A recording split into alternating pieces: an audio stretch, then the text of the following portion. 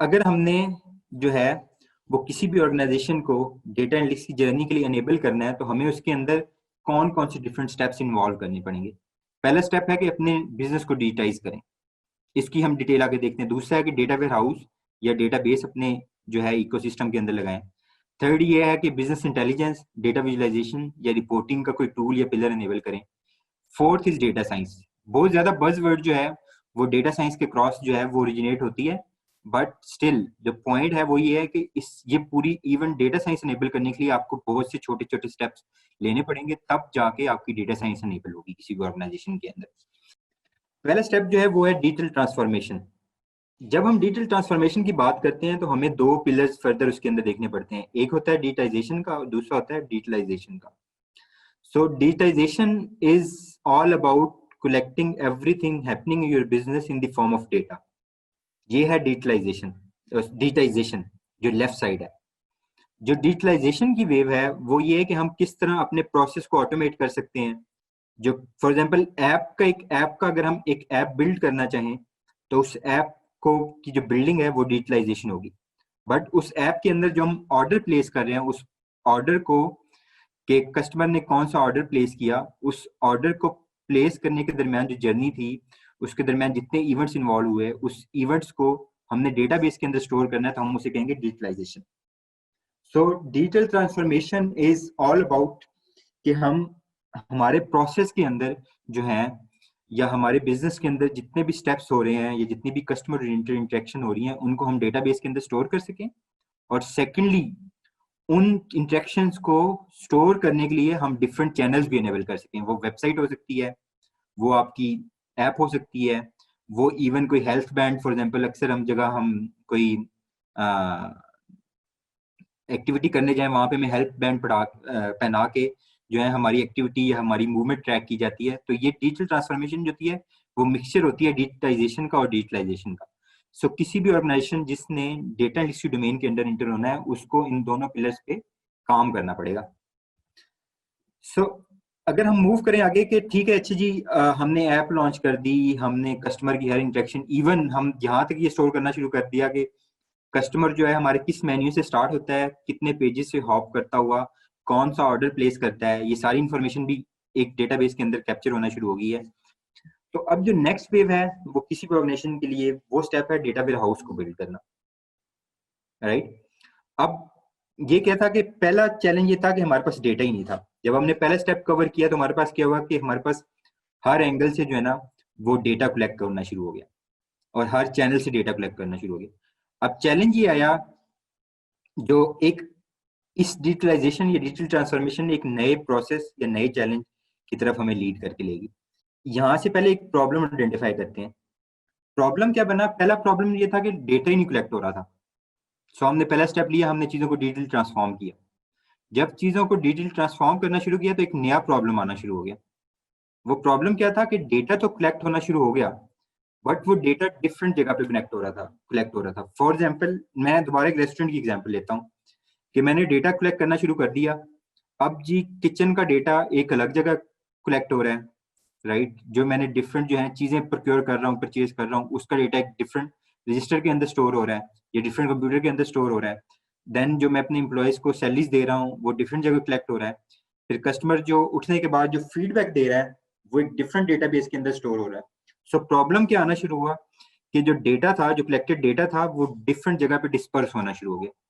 सो जब मैंने उस डेटा को यूज करने के लिए या एनालाइज करने के लिए कोई काम करना होता था तो मुझे डिफरेंट लोकेशंस पे जाके वो पहले डेटा कलेक्ट करना पड़ता था, उसको मर्ज करना पड़ता था और मर्ज करने के बाद फिर मुझे उसके ऊपर कोई एनालिसिस या रिपोर्ट करना पड़ती थी। फॉर एग्जांपल मैं ये देखना चाहता था कि अच्छा जी लास्ट वीक से मेरे किचन की जो है वो परचेज जो है, प्रोक्योरमेंट जो है वो 20% बढ़ गई है, बट क्या मेरी सेल्स भी 20% बढ़ी है कि नहीं बढ़ी?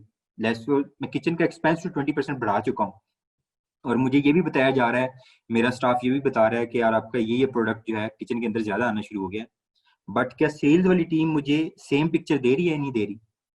अब ये इन्फॉर्मेशन कलेक्ट करने के लिए या तो मैं दो डिफरेंट सोर्सेज से डेटा कलेक्ट करूं, राइट, या दो डिफरेंट लोगों से इन्फॉर्मेशन पूछूं। सो ये टाइम कंज्यूमिंग था। तो क्यों ना मैं ऐसा सिस्टम डेवलप करूं या एक ऐसा मेगा किस्म का डेटाबेस डेवलप करूं जिसके अंदर हर डिपार्टमेंट की ऑर्गेनाइजेशन जो है ना इंफॉर्मेशन एक ही जगह सेंटली पड़ी हो, ताकि मुझे जब डेटा के ऊपर डीप डाइव लेनी है तो मुझे लोगों से जाके मैनुअली हर बंदे से जाके डिफरेंट डेटा को कलेक्ट करना पड़े। एक one stop type solution develop करूं जिसके अंदर मुझे किचन से लेके स्टाफ की सैलरीज तक और इवन मेरे जो है फॉर एग्जांपल जो यूटिलिटी बिल्स आ रहे हैं उनकी भी पिक्चर मुझे एक ही सिस्टम से पता लगे। तो ये तो एक छोटी सी रेस्टोरेंट की लिहाज से एग्जाम्पल थी। अगर इमेजिन ये करें कि हमारी गवर्नमेंट ऑफ पाकिस्तान में हर जो डिपार्टमेंट है वो डिजिटली ट्रांसफॉर्म हो जाए, फॉर एग्जांपल वापडा हो गया, इलेक्ट्रिसिटी वाले हो गए, पीटीसीएल हो गया, पीआई हो गया, एफपीआर हो गया, पुलिस, बैंक, हर ऑर्गेनाइजेशन जो है वो अपनी अपनी जगह जो है वो चीज़ों को डिजिटली ट्रांसफॉर्म कर लिया। उन्होंने ऐप लॉन्च कर दी, उन्होंने जी हर ट्रांजैक्शन जो है यूजर की वो डेटाबेस के अंदर स्टोर करना शुरू कर दी। अब मुझे अगर कहीं पे आके ये इंफॉर्मेशन करनी पड़े, इंफॉर्मेशन कलेक्ट करनी पड़े कि अच्छा जी फॉर एग्जांपल कि मेरे जो है पीआईए का जो रेवेन्यू है वो 20% बढ़ा है और लोगों की फ्लाइट्स जो है वो फॉर एग्जांपल पहले 1 मिलियन पीपल जो है वो अब्रॉड फ्लाई करते थे, तो अभी जो है वो 1 मिलियन से बढ़ के 1.2 मिलियन पे हो गए हैं। तो क्या मेरा एफबीआर के डेटा या टैक्स फाइलिंग भी उसी तरह बढ़ी है नहीं बढ़ी? अगेन यहाँ पे चैलेंज जो है किसी भी अथॉरिटी को ये आएगा कि वो पीआईजे से अलग डेटा लेंगे, एफबीआर से अलग लेंगे, एक लेंथी अप्रूवल का प्रोसेस होगा, फिर उसको आप मर्ज करेंगे और फिर आप इस तरह की इंफॉर्मेशन साथ आएंगे। बट अगर यही बड़ी ऑर्गेनाइजेशन बैठ के डेटा वेयर हाउस जैसा एक सेंट्रलाइज डेटाबेस बिल्ड करना शुरू कर दें, तो इनको फायदा क्या होगा कि जब इन्होंने कोई भी 360 या क्रॉस एनालिसिस करना हो तो इनको ये जो जर्नी है ये बिल्कुल शॉर्ट टाइम के अंदर कवर कर सकें। जहां पे मैं एक इंफॉर्मेशन को या एक डिसीजन को कोरिलेट कर सकूं मल्टीपल फैक्ट्स एंड फिगर्स, वो डिसीजन मेरा हमेशा अच्छा होगा, क्योंकि मुझे मल्टीपल जो सोर्सेज से जो फॉर एग्जांपल ये कह लें कि मल्टीपल सोर्सेज का डेटा जो है जब वो मेरे गट फीलिंग को सपोर्ट करना शुरू कर देगा, तो विच मीन्स कि मेरी जो गट फीलिंग है वो बिफोर मेकिंग एनी इन्वेस्टमेंट मुझे श्योर होना शुरू हो जाएगा कि मेरी गट फीलिंग ठीक थी। तो इसलिए डेटा हाउस बनाया जाता है ताकि हम मल्टी डिसिप्लिनरी एस्पेक्ट्स को देखते हुए अपनी डिसीजन मेकिंग इन्वॉल्व कर सके। और इसको हम 360 डिग्री ऑफ ऑर्गेनाइजेशन भी कह लें कि डेटा वेयर हाउस एक ऐसी प्लेस होती है जिसके अंदर मेरे पास पूरी ऑर्गेनाइजेशन की पिक्चर पड़ी होती है। सो पॉइंट यहाँ पे हाईलाइट करने के था कि डेटा वेयर हाउस जो है एक तो मल्टी डिसिप्लिनरी या मल्टीपल एस्पेक्ट्स वाले जो डिसीजन मेकिंग है उसको अनेबल करता है, नंबर वन चीज। और दूसरी जो है आपकी वो चीज ये क्लियर करता है कि जो एक्शनेबिलिटी या टाइम टू टेक एक्शन जो है उसको बहुत ज्यादा रिड्यूस कर देता है। पहला प्रॉब्लम ये था कि डेटा ही नहीं कलेक्ट हो रहा था, वो हमने डिजिटल ट्रांसफॉर्मेशन के थ्रू कलेक्ट करना शुरू कर दिया। डेटा कलेक्ट करना शुरू हुआ तो डेटा जगह जगह डिस्पर्स था, हमने डेटा वेयरहाउस बना लिया। अब एक थर्ड पिलर जो है, थर्ड प्रॉब्लम स्टेटमेंट की आई कि फॉर एग्जांपल डेटा जो है वो एक डेटा वेयरहाउस के अंदर तो आना शुरू हो गया, बट प्रॉब्लम ये था कि अब डेटा वेयरहाउस के अंदर बहुत ज्यादा डेटा आना शुरू हो गया। उस प्रॉब्लम को सॉल्व करने के लिए जो चीज आई वो आई आपकी डेटा विजुअलाइजेशन कि interactive dashboard using tools like Microsoft power BI, Tableau, micro strategy, उन टूल्स की बेस पे जो है हम वो किस तरह जो कलेक्टेड डेटा था उसको एक स्क्रीन के अंदर विजुअलाइज कर सकें।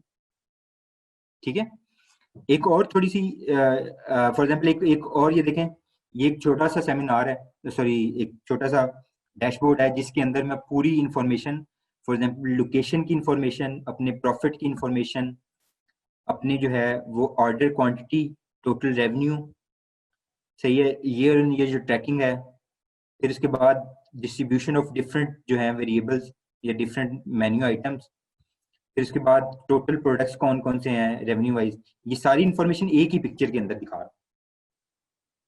सो जो नेक्स्ट इशू था कि डेटा एक ही रूफ के अंदर इकट्ठा हो गया बट डेटा बहुत ज्यादा था, उसको समराइज करने के लिए हमें नए स्किल सेट या नए टूल्स की जरूरत थी। तो इसके लिए फिर डेटा विजुअलाइजेशन या बिजनेस इंटेलिजेंस की टर्म कोइन की गई, जिसका पर्पज ये था कि कलेक्टेड डेटा के ऊपर से हम जो है जो इंफॉर्मेशन है, जो इनसाइट्स हैं, वो क्विकली ह्यूमन ब्रेन को किस तरह एब्जॉर्ब करवा सकते हैं। सो थर्ड स्टेप हो गया ये। सो अब यहाँ इसके बाद जो है एक और चैलेंज आना शुरू हो गया। लाइक पहला चैलेंज था डिजिटाइजेशन का, डिजिटल ट्रांसफॉर्मेशन का, दूसरा चैलेंज था आपका डेटा हाउस बिल्ड करने का, तीसरा था उस डेटा हाउस के ऊपर जो इन्फॉर्मेशन कलेक्ट होगी उसको किस तरह इजीली विजुलाइज और डाइजेस्ट करवाया जाए।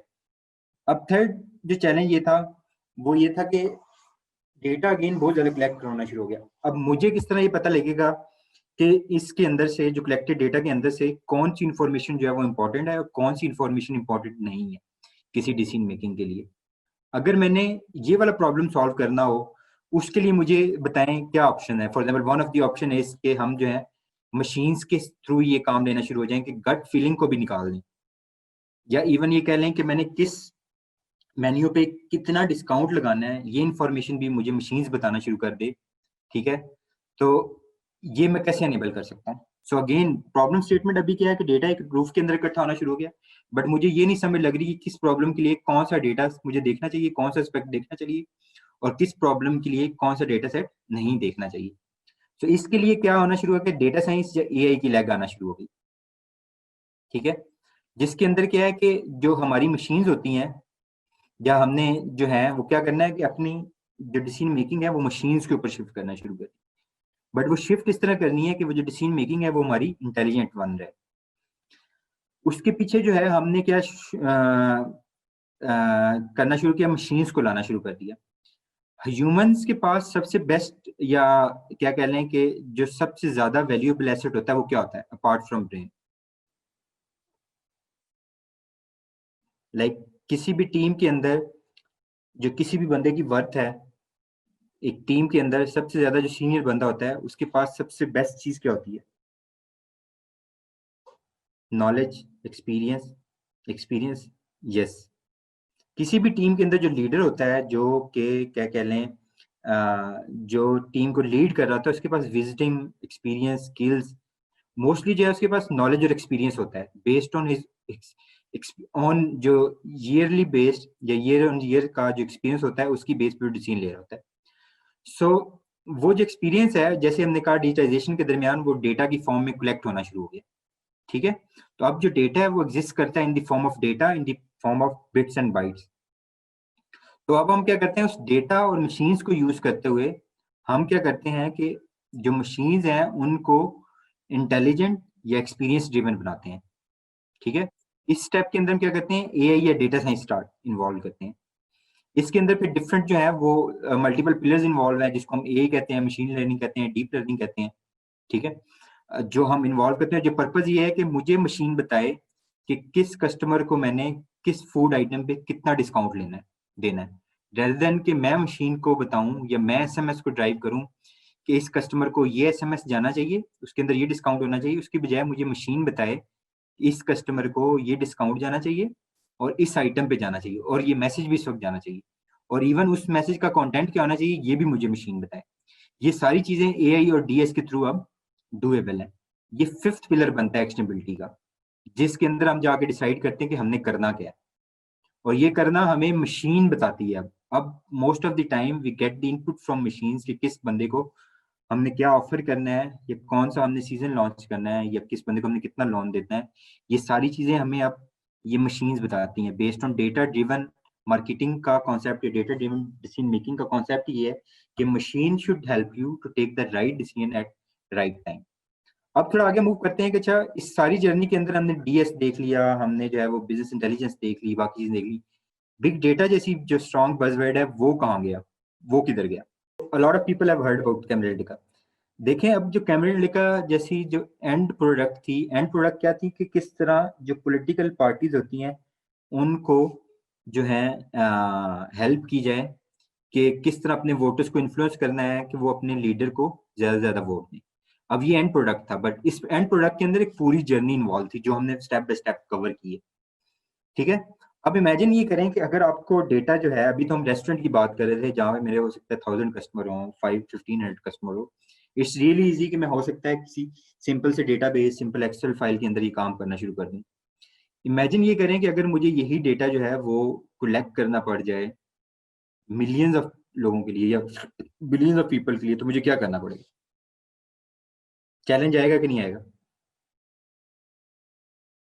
जब मैं रेस्टोरेंट की हद तक था तो चीजें मेरे लिए बड़ा इजी थी, मैं हो सकता माई एसक्यूएल यूज कर लूँ, एसक्यूएल सर्वर यूज कर लूँ, but the time I scaled it up to billions of people, two billion of nationalist, तो चैलेंज देखिए कितना बड़ा चैलेंज आया होगा। समझे आप? ठीक है, तो हो क्या रहा है कि मैं इस पूरे जो मैंने मेरी प्रेजेंटेशन उसको ब्रेक किया हो कि हर एंगल पे चैलेंजेस हैं और हर चैलेंज को सॉल्व करने के लिए different set of tools and skills हैं। तो इस जर्नी के अंदर आप डिपेंड करता है कि आप किस लेवल का चैलेंज जो है फील कर रहे हैं, और फिर उस चैलेंज को सॉल्व करने के लिए आप सब्सिक्वेंट डोमेन को इनेबल करते हैं। ठीक है, तो कैम्ब्रिज एनालिटिका जैसी टूल आप इमेजिन ये करें, लेट्स सपोज उबर और क्रीम जिस स्केल पे काम करती हैं, क्या उनके ख्याल में माईएसक्यूएल जैसा इंस्टेंस जो है उनको काम दे रहा होगा? और इमेजिन ये करें उससे भी बड़ा प्रॉब्लम, जरा एक और प्रॉब्लम सुने कि अब लेट्स सपोज उबर पे आप जो है वो कोई राइड बुक कराते हैं, आपको वो pricing with in seconds suggest करता है। अगर वही प्राइसिंग लेट्स सपोज आप अभी ऑर्डर बुक कराते हैं और वो कहता है कि okay wait a minute, we are calculating a price for you, 15 minute वो लगाता है प्राइस कैलकुलेट करने के लिए, फिर उसके बाद जो है वो फिर आपको राइड एलोकेट करता है, तो एक्सपीरियंस अच्छा होगा या बुरा होगा? या क्या आप उबर और क्रीम की ऐप फिर यूज करेंगे आप? राइट। सो देखें, अब नेक्स्ट चैलेंज ये है कि डेटा का स्केल बढ़ गया और प्लस उस डेटा को यूज करने वाले जो लोग हैं वो भी बढ़ गए, विच मीन्स मुझे उस डेटा को जो है शॉर्ट टाइम के अंदर स्टोर भी करना है, और उस डेटा के ऊपर जो शॉर्ट टर्म के अंदर अपनी डेटा साइंस एआई या डेटा एनालिटिक्स रन करनी है, उसको भी विद इन सेकेंड्स जो है उससे रिजल्ट रिट्रीव करना है।